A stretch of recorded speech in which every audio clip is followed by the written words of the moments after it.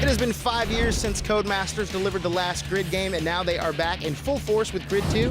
Ben, did you miss this franchise? You know, I didn't really miss Grid because we've seen so many racing games since this game came out. Just a little. And all of them have very interesting hooks. And I think Grid, its big hook back when it came out, was the ability to flashback, to rewind in case you screwed up.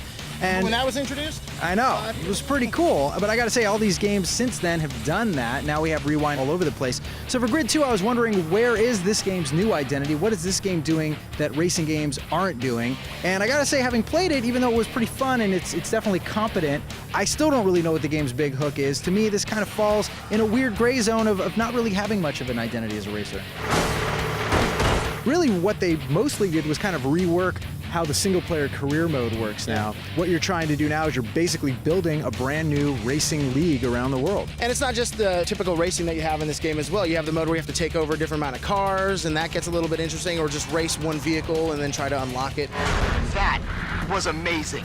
The first thing I had to kind of do with my brain was reprogram it to remember what it's like to not play an open-world racing game that's like this. Everybody's done that the last few Everybody's with Need for Speed, Forza Horizon. We played a lot of these games that have these big, huge open worlds. You don't really get that here. You basically unlock different tracks around the world, so you'll be in Paris, you'll be in Barcelona. Over the world. It's not just open world. No, right, exactly. But the world is open to you. But there are small tracks, and those tracks are very linear. You're not getting, big sprawling tracks with multiple routes. This is very much just lap racing. The game's racing model really exists right in the middle of sim and arcade. They really try to toe the line. It's a nice blend, the wheels feel like they're on the track still. Only sometimes for me. I don't agree with that. I think sometimes some of the cars felt like they handled just as I would want them to handle. They were, tight, or they had the right drift. And then other cars, it just felt like they were fishtailing left and right.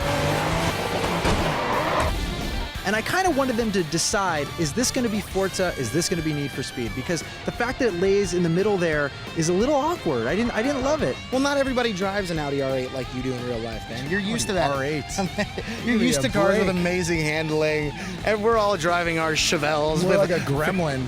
I'm not driving an R8. Do you know where I work? I wanted it to be more arcadey. I wanted to have a turbo button, for instance, and I didn't have a turbo. Well, not every car comes with nitrous, man. Again, with your Audi R8.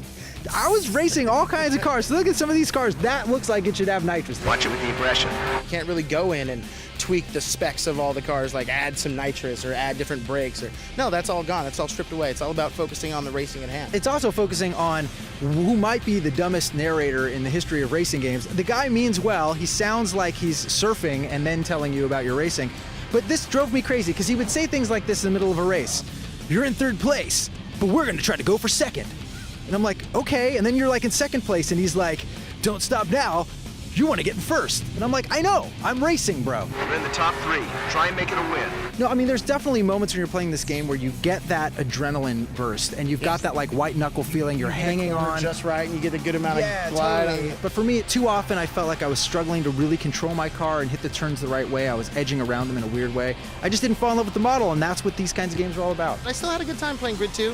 Probably one of the last racers we'll see in this generation of consoles, and that's why I'm giving it a 7 out of 10. Just a 6.5 for me. Not enough of an identity in this Grid.